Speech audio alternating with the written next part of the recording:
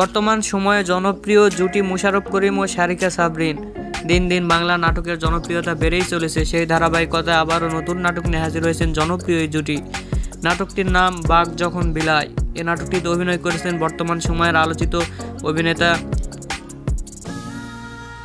মোশাররফ করিম ও আলোচিত অভিনেত্রী সারিকা সাবরিন। এই নাটকটি রচনা ও পরিচালনা করেছেন রাকেশ বসু। নাটকটি খুব শীঘ্রই এনটিভির ইউটিউব চ্যানেলে প্রকাশিত হবে।